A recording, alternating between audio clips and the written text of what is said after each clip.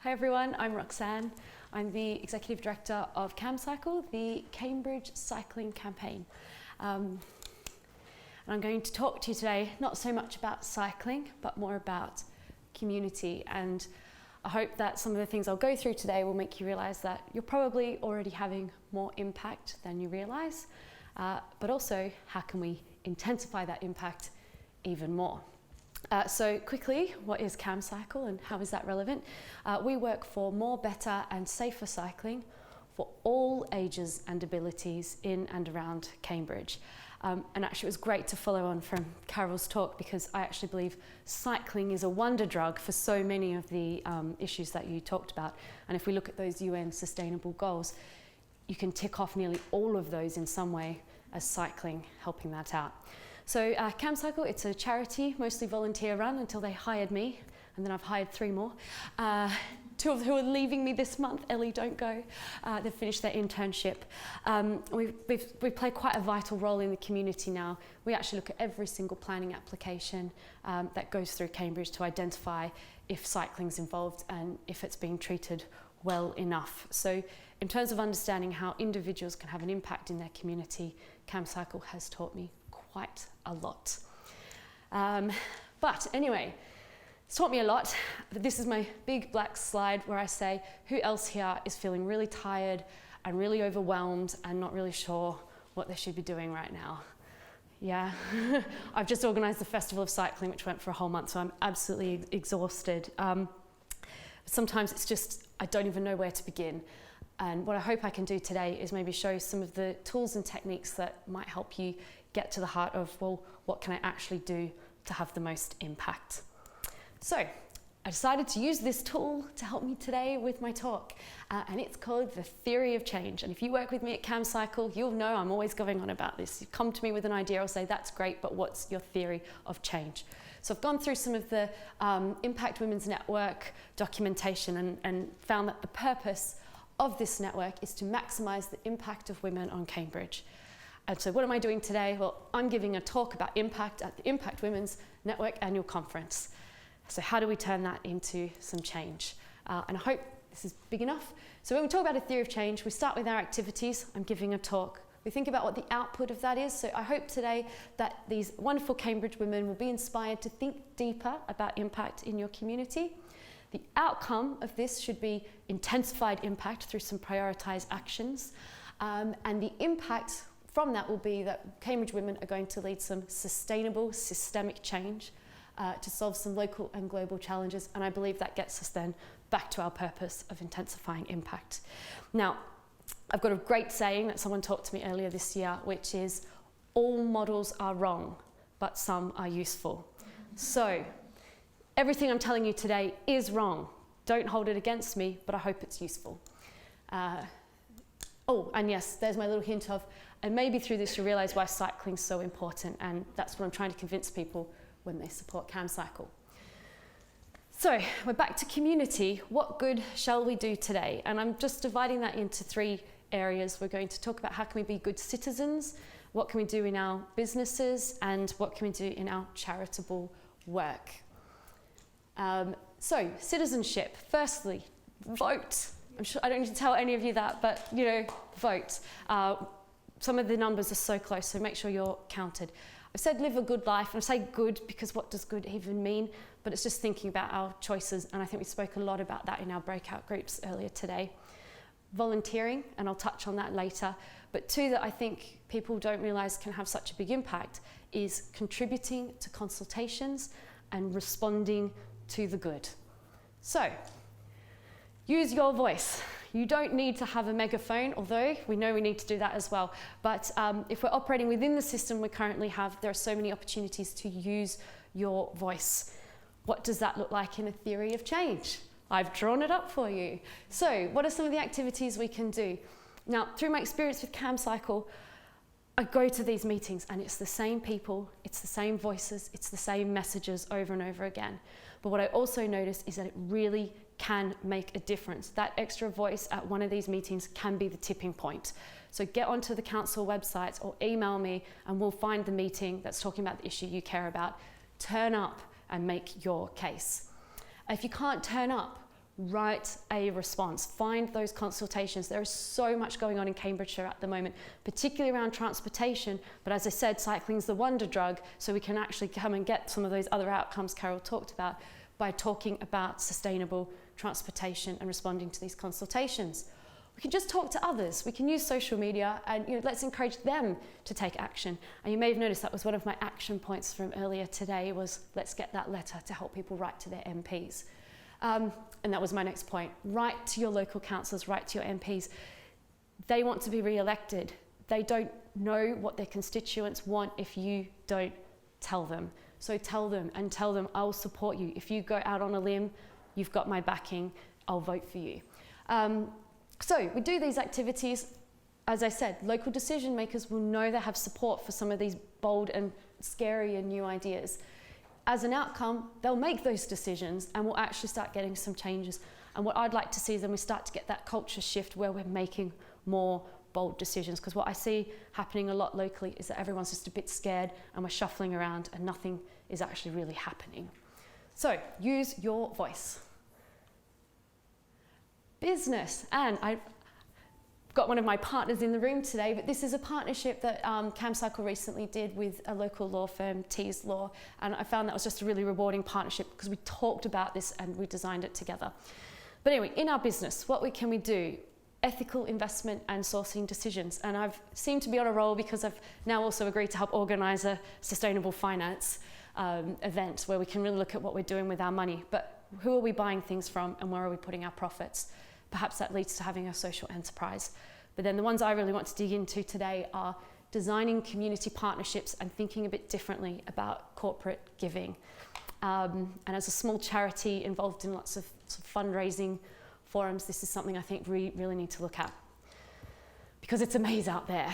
Change doesn't happen in a straightforward, linear process. But what I find with a lot of corporate giving programs, and to be frank, even foundations and grant giving programs, is they want you to draw a very perfect theory of change, which as you can see I've practiced.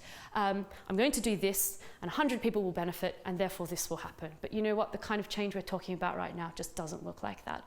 And that means that some of those charities or those people that are taking on some of the really complex change work are just missing out on the funding and the support it takes to make it happen. And what we see is I see these sort of charity of the year programs where a lot of charities actually waste a lot of resources competing to be chosen and then they're not chosen. So what I say to corporates is, and to you in your role in your organisations, who can you put a bit of pressure on is maybe we need to think a bit differently if we're trying to get some change and support that happening. So let's look at our theory of change. What can we do? Well, I would say before you even think about your giving program, think about the change and the impact that you want to have. And I've sort of put here, come back to your values as well. What actually do you want to do in the world? And from there, start making that theory of change. And then go out and seek the partners that will help you get that change. Don't make them compete for your attention. Go out, find them.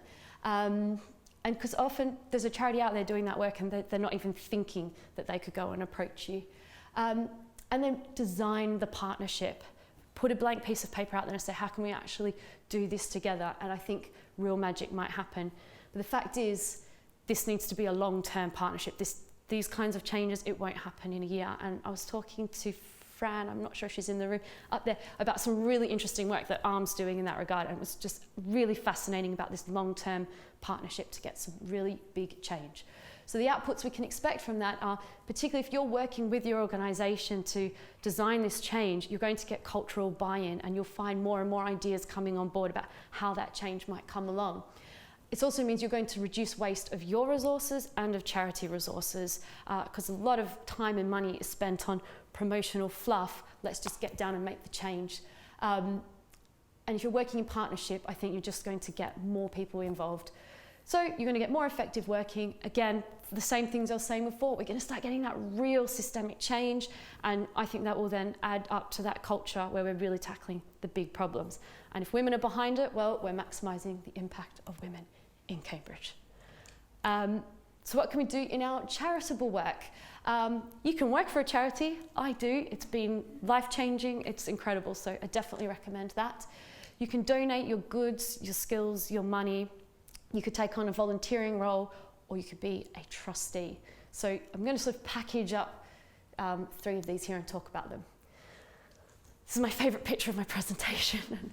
And at midnight the other night, my husband was like, why are you looking at pictures of donkeys? Well, because we need to listen. So I wanted a nice big picture of ears. But I actually had a really challenging conversation with a friend recently, and she's got this amazing corporate job. She works in communications, and she's saying there's this local charity she really wants to volunteer for because their communications is terrible and she can just come in and do this great work. And I'm sitting there going, well, I run a charity and actually I don't think I'd want that, because she wasn't listening to maybe what the challenges that charity is facing. We can't just come in and say, I know lots and I'm just going to come in, I'm going to give you all of my skills. As I know, I'm balancing a really fine line of resources and volunteers, and if you tip the balance too far, everything can start falling, and you also need to maintain that change going on. So yes, we want your skills and your time, but don't just barge in. You need to take the time to really listen and really think about, with the charity, what can we do together? Likewise in your volunteering roles and as a trustee. And I've learned this lesson myself. I've got all these ideas, I'm going to come in and change everything, and you rock the boat a bit too far and it all falls apart. So listening and thinking, really important. But the big thing I think is great for the women in this room to think about is being a trustee. And Faye, you put some numbers up earlier today. Well, we can get more women on these boards, and becoming a trustee of a charity is a great pathway to get there. And in the interim, you're helping charities. So my activity here is to challenge you all, find one of those local charities and think about being a trustee. Great part of that is the charity is going to get some amazing resources and some amazing skills and your energy. You will help those charities with better leadership, and I tell you now, it's needed. And despite charities overwhelmingly being having women in the workforce and in the volunteering force, leadership positions are still mostly held by men. But what I find with the women I work with is they tend to bring a whole community with them. So when I've got women involved in CAMCYCLE, and it was at times a much more male-dominated leadership group, but women just bring a whole community with them, and it's just changing the culture of our organisation. So bring your communities with you. And as I said, then you will develop amazing skills and networks as well. And so what we get is we get more effective charities working on the changes we need. I start really getting to those root causes of the problems, and a great big culture shift of doing what we need to solve the big problems.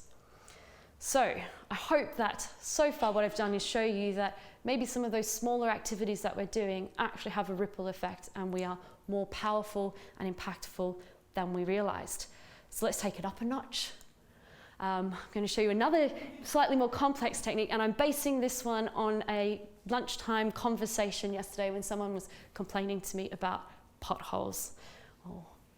And particularly after the amazing talk we had from Emily this morning, it does feel a little bit trivial to be talking about potholes, but let's have a look at the ripple effect. System dynamics. Now there will be people in the room who are much better at this than I am. As I said, all models are wrong, but starting to think like this is very useful, and it looks like I've got one of these, so this will be fun. Right, if we get the potholes fixed, as I was discussing with my colleague in the lunchroom yesterday, we will get safer cycling. If we get safer cycling, we will have more people cycling. If more people cycle, guess what? Cycling gets safer. And if cycling gets safer, more people cycle. And this is, we really love these reinforcing loops. You can see how all of a sudden our impact is just rippling and intensifying. If we get more safe cycling, we get more children cycling. If more children cycle, and this is my favorite, is we get more independence for parents. And just go to the Netherlands, and seriously, life as a parent must be very different there. You don't have to ferry your children around everywhere. You may choose to do different things with your spare time, but you could work some more. And if you work some more, you'll pay more taxes. And if you pay more taxes, we have more money to fix potholes. And if we fix more potholes, we get more cycling. We could also then look at this and tying into the health. If we have more people cycling, we get healthier people. We also get a reduction in car traffic, which reduces pollution, which gets us healthier people, which reduces the pressure on the NHS, which we could say gives us more money to spend on fixing potholes. So, and that's it. It seems like something trivial, but map it out. And because I now do this with so many elements of my work, I realize that I'm much more able to prioritize what I do. So if a volunteer comes to me with a project and says, I want to do this, what is your theory of change? And if they can't explain that to me, why are we doing it? And the amount of work I just now have cut off because, well, it doesn't actually contribute to the change we're trying to achieve in the world. Now we can focus on the stuff that matters. And that's why for my organisation, I'm trying to move us away from being reactive and to be much more about setting the agenda and getting some potholes fixed. So, I mean, and because I can't help but get a little bit of promo in there for CAMCYCLE because I'm ahead of time. That's why we now focus on these 3 things, which is getting better junctions, complete networks, and working on demand management, because we've identified that those are those things that will really make the difference, that will get people cycling, that will change our environment, that will get us healthier people, and save the planet. And this is a picture from the Netherlands, and I just love it because she's on a great network, she's got a fabulous junction, and there's no cars to be seen, and look at the amazing life you can have when you fix those things.